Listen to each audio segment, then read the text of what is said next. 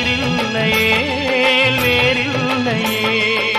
சொந்தமென சந்து கொண்டு ஒரு சிந்து படுத்திடவா, சிந்துகளை சொல்லி சொல்லி உனை அள்ளி எடுத்திடவா.